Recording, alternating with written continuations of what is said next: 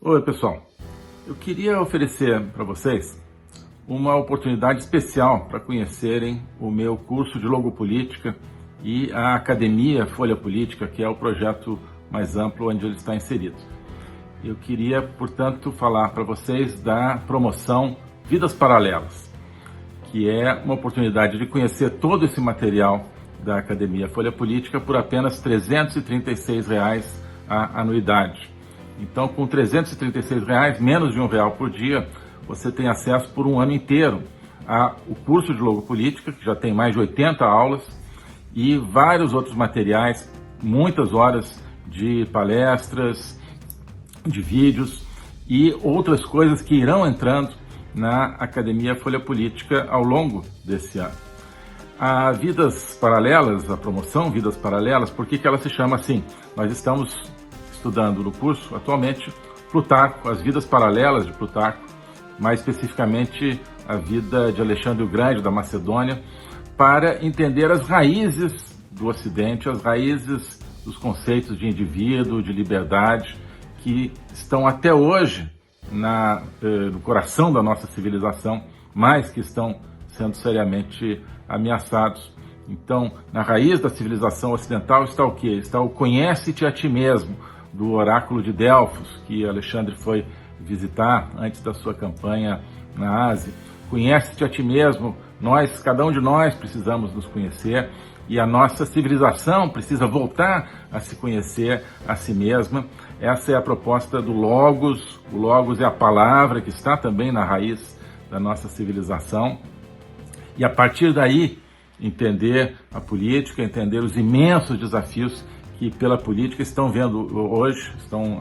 acontecendo hoje contra tudo aquilo que a gente antes achava que era fácil: liberdade, indivíduo livre, indivíduo pensante, mas que a gente está vendo que são coisas que a gente precisa defender com muito esforço.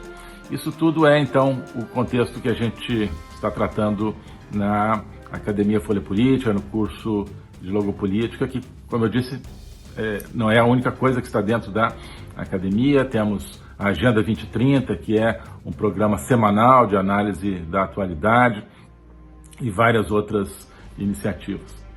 Então, se você quiser fazer parte desse projeto, porque é um projeto conjunto de autoconhecimento individual e civilizacional, eu te convido para clicar aqui no link, na descrição, e passar a integrar essa academia, Academia Folha Política, na promoção Vidas Paralelas. Um abraço. Os proxies, os brokers, os agentes totalitários. Falei, portanto, da mídia em geral, dos influenciadores individuais em particular. Eu acho que tem também o crime organizado, né? O crime organizado, ele pode atuar, num país como o Brasil, certamente tende a atuar como um agente do poder totalitário. O crime organizado, ele facilita a circulação de riquezas, né? Ele funciona como uma espécie de corrente sanguínea do corruptariado brasileiro. Ele, né, distribui dinheiro para cá e para lá, ele distribui poder, ele, né, cria e descria potentados aqui e ali. O crime organizado cada vez mais faz isso, e ele intimida as pessoas, né? Ele intimida as pessoas.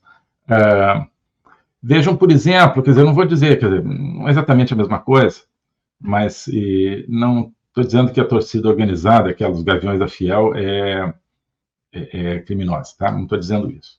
Mas vocês viram que nos metrôs de São Paulo, as pessoas tentando ir para a manifestação na Paulista, em alguns casos, né, parece que tinha lá o pessoal da Gaviões da Fiel, torcida organizada do Corinthians, não deixando as pessoas de camisa verde e amarela entrarem para irem para a manifestação, né? Isso é, obviamente, uma ação de um agente totalitário, de um proxy, de um broker do sistema, né? Intimidação. Isso a gente vê muito, muito de perto. Mas de um modo geral, o crime funciona. Ele cria uma sensação permanente de insegurança, ele desvia a atenção das pessoas, dos negócios coletivos do país para a sua segurança individual. as pessoas se sentem permanentemente vulneráveis, isso desmobiliza uma população de uma maneira muito eficiente. O crime organizado. Então, o crime organizado, né, digamos, nas altas esferas, ele serve para a circulação de riqueza e de poder, e no dia a dia das pessoas, porque aqui também a gente está sempre falando, portanto, do poder do Estado no dia a dia, o crime organizado ele funciona para desmobilizar a população. E esses, sobretudo os influenciadores, algo que me chama muita atenção, porque a gente hoje, cada dia, né, dedica mais da nossa vida às redes sociais, e os influenciadores é onde eles trabalham, né, nas redes sociais. Como é que eles se relacionam com esse poder? Eu acho que eles podem ganhar dinheiro diretamente, mas, sobretudo, eles ganham indiretamente do Estado, porque o Estado usa seus mecanismos para propelir a imagem desses influenciadores, que aí vão, né, indiretamente ganhar dinheiro fazendo propaganda, com publicidade, com isso, com aquilo, né? Vão ter acesso aos círculos do poder, né? Portanto, demonstrar a sua intimidade com os poderosos, com isso ganham mais projeção, ganham mais espaço de publicidade, assim por diante, né? Então, existe uma cumplicidade, portanto, como a gente dizia, né? São cúmplices. Sim, outra coisa interessante, estamos falando do plano nacional, né, em vários países, no Brasil e em outros, mas vamos ver no plano internacional. Tá? Acho que a gente pode extrapolar essa análise aqui e dizer o seguinte: ora, no plano internacional também um país, ou um poder, pode exercer as suas, ou procurar os seus objetivos e expandir o seu acesso, o seu poder, por meio de aquiescência ou por meio de legitimação, ou seja, por meio de algum tipo de coerção, na verdade, ou por legitimação. A coerção é o clássico, então um país mais forte invade o outro e tenta submetê-lo aos seus desígnios, o que a Rússia tenta fazer com a Ucrânia, né? Ou por meio de ameaça de invasão, por ameaça de bloqueio econômico, tenta fazer isso. Mas seria interessante a gente pensar também no aspecto da legitimação. Por exemplo, por parte da China. A China hoje está expandindo seu poder não tanto por coerção, muito mais por legitimação. A China tem encontrado milhares de agentes totalitários no mundo, não chineses, né? Nos outros países, nos países democráticos, no Brasil. A China tem encontrado agentes prontos a trabalhar como cúmplices do seu projeto totalitário. A China, com isso, vai, digamos, se normalizando, né? De uma maneira, por exemplo, que a União Soviética nunca conseguiu, acho que nem sonhou. A União Soviética, embora tenha feito muitos avanços para mudar a imagem que ela tinha no Ocidente, mas ela nunca conseguiu realmente mudar essa imagem. As pessoas ainda tinham um pouco de saúde mental. A União Soviética sempre foi vista nos países democráticos ocidentais como um país totalitário, comunista, onde, né, um manda e todo mundo obedece, onde o Partido Comunista manda em todo mundo, partido único, não tem democracia, não tem coisa nenhuma, não tem nenhuma virtude cívica, nem virtude política, né? Quem defendia a União Soviética, um sistema mais justo e tal, né? No máximo. Conseguia um pouco isso. Mas o totalitarismo soviético ele nunca conseguiu se normalizar no Ocidente. Nunca. Ele não conseguiu nem se normalizar diante dos seus próprios cidadãos, tanto que caiu. Caiu porque foi deslegitimado. E se ele foi deslegitimado dentro, é porque ele já tinha sido deslegitimado fora. Né? Imagina, vamos fazer um exercício aqui de especulação. União Soviética, regimes comunistas do leste europeu, o que teria acontecido se, ao longo de décadas, os Estados Unidos, os países ocidentais, tivessem, digamos, transformado a União Soviética não só num deles, né, não só num membro totalmente normal da comunidade internacional, mas passassem até a copiar o modelo soviético, onde ninguém no Ocidente dissesse que a União Soviética era uma ditadura, um país repressor, né, onde ninguém falasse dos campos do Gulag, né, e onde os investimentos soviéticos estivessem presentes nos Estados Unidos, né, onde as pessoas dissessem, não, a União Soviética só quer fazer negócios, é isso mesmo, a União Soviética é fundamental para o futuro do mundo, olha só, a União Soviética é legal no tema do clima, né, no tema do meio ambiente. Tentou-se, mas não aconteceu isso. Então, mas imagina, então, que possibilidade os cidadãos na União Soviética teriam de acabar com o seu regime, se esse regime que eles viam, claro, viviam todo dia como um regime legítimo, como é que eles conseguiriam acabar, derrubar esse regime, se o resto se o mundo livre, né, via esse regime como um excelente parceiro? Não falava nada da repressão, não falava nada. Não teriam conseguido, não teriam conseguido. Né? Então, o que aconteceu? O vento de liberdade e de deslegitimação do regime soviético soprou do resto do mundo, né? E já estava meio que, né, entrando em calmaria quando veio Reagan e o Papa João Paulo II, Margaret Thatcher também, e sopram, então, realmente, de novo, esse vento da liberdade. É isso que vem, né? E é capturado, digamos, né, pelo povo soviético, polonês, tcheco, etc., né, e transformado, então, numa obra também interna de deslegitimação, mas é uma combinação. O povo dentro e de uma influência internacional fora, para deslegitimar aquele regime. Então, esse exercício é o que está acontecendo hoje. Quer dizer, o que é a China? É um país tão comunista quanto era a União Soviética, tão repressor quanto, embora mais sutil, né, porque eles, justamente... A gente não está falando tanto aqui, mas o livro esse da Lisette depois vai ser sobre como o governo chinês faz essa terceirização da repressão, essa repressão sutil. Mas é sutil, mas é repressiva do mesmo jeito. Então, o que você tem hoje é um país totalitário, repressivo, né, que está sendo normalizado pelo mundo teoricamente livre. Então, é óbvio que o povo chinês não tem chance nenhuma de ter um regime livre algum dia nesse cenário. Qual é a referência externa que ele tem? Não tem. O resto do mundo está dizendo para ele que o regime chinês é ótimo, né? Ele está vendo que a China, o Partido Comunista Chinês, quer acabar com qualquer semente de vida livre dentro do país, né? Mas vê o resto do mundo falando, não, a China só quer fazer negócio, a China é um excelente parceiro, a China é legal porque eles falam do clima.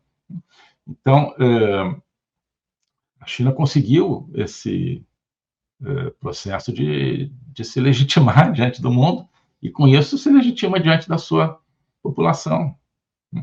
Eu acho que esse talvez seja um dos grandes objetivos do Partido Comunista Chinês. O globalismo existe, é uma coisa concreta. Ele é composto pelo Great Reset, do Fórum Econômico Mundial, pelo projeto hegemônico da China, pelo programa de manipulação e conquista da América do Sul pelo Foro de São Paulo e outros elementos. E esses elementos, eles atuam uns em benefício dos outros, sempre, principalmente através do controle da linguagem, porque o controle da linguagem é o controle do nosso pensamento. Então nós estamos tendo o nosso pensamento reprogramado, e essa reprogramação vai contra a nossa liberdade, vai contra a essência do ser humano. Isso é o globalismo. Com base nesse estudo, nessa experiência, é que eu criei o curso de Logopolítica.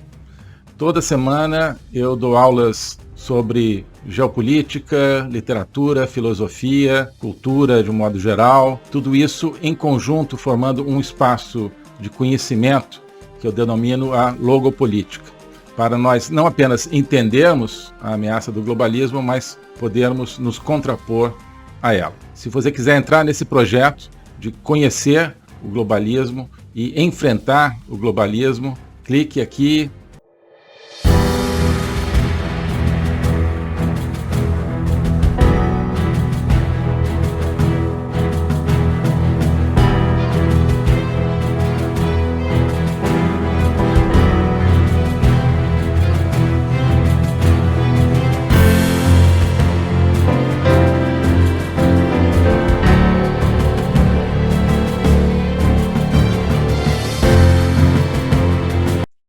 Alô a todos. Hoje eu gostaria de falar sobre o meu novo curso de Logopolítica, onde eu vou colocar a versão completa daquilo que eu tenho a ensinar sobre o globalismo. O globalismo nas suas múltiplas dimensões: geopolítica, econômica, social, cultural, filosófica, dimensões que só podem ser entendidas em conjunto, e que só podem ser entendidas em conjunto a partir de uma perspectiva logopolítica, ou seja, uma perspectiva do logos. Logos é a essência do ser humano. É a racionalidade, mas é também a linguagem e a capacidade de se comunicar e de sentir a transcendência. E essa essência do ser humano está ameaçada e por isso a gente precisa entendê-la numa perspectiva logopolítica, portanto política, ou seja, que tem a ver com a discussão do destino, com a luta pelo destino. Portanto, logopolítica diz respeito à luta e ao combate pelo futuro da humanidade, pela essência do ser humano, que está ameaçada justamente pelo globalismo. Ensinar isso, para mim, é uma missão que eu quero compartilhar com vocês. É uma aventura intelectual para a qual eu quero convidar vocês, uma aventura que é fundamental para que possamos participar da luta justamente por um mundo verdadeiro, por um mundo autêntico, por um mundo que preserve a essência do ser humano, um destino de uma humanidade livre, de uma humanidade aberta justamente ao Logos e a toda a sua complexidade. Nesse curso você vai entender esses grandes combates, quais são as ideias que estão por trás daquilo que ameaça essa essência do ser humano, as grandes ideias que estão se confrontando, quais são as ideias que precisam ser mobilizadas justamente para a defesa, para a preservação dessa nossa essência. Portanto, é preciso entender as discussões filosóficas que não são puramente abstratas, que têm a ver, que têm efeitos diretos na nossa vida diária. Então, quando nós vemos os fenômenos da inflação, da guerra, da carestia, de várias carências no mundo de hoje, nós estamos diante, no fundo, de processos que têm a ver com as ideias. São as ideias por trás desses processos que determinam a sua problemática. Então, essa concepção de um ser humano sem essência, sem transcendência, que nós vemos hoje na nossa sociedade, essa concepção é que tem consequências dramáticas, inclusive na nossa vida material. Atrás dessa concepção existe um projeto de controle total, um projeto totalitário, de domínio. É por causa disso que nós assistimos hoje a fenômenos que nos parecem caóticos, que nos parecem desconectados, mas que vão acabando com a nossa liberdade, vão desestruturando a nossa sociedade, fazendo com que nós vivamos, mesmo dentro de países teoricamente democráticos, cada vez mais dentro de uma sociedade de controle. Então, nós hoje temos, você certamente tem, dificuldade de entender o que está acontecendo no mundo. Isso é decorrente justamente de visões parciais, que eu vou procurar cobrir e conectar. Então, não adianta entender apenas economia, apenas conflitos militares, ou apenas algumas questões sociais. É preciso entender as ideias que querem dominar o mundo e as ideias que precisam ser resgatadas para que nós preservemos a liberdade do mundo. Então é isso que eu quero oferecer a você nesse curso de Logopolítica. Nós vamos estudar o conceito, a evolução, a manifestação do globalismo na história recente, sobretudo, mas ao longo de toda a história humana, as ideias atuais que conformam o globalismo, elas são muito antigas, assim como as ideias de defesa e preservação da essência do ser humano também são antigas. Então nós vamos lá atrás, nos gregos, nos pré-socráticos, Platão, Aristóteles, e vários outros autores ao longo da história, procurar entender tanto as ideias da defesa do logos, da defesa da essência do ser humano, quanto as ideias que hoje ameaçam tão fortemente e tão incisivamente a nossa liberdade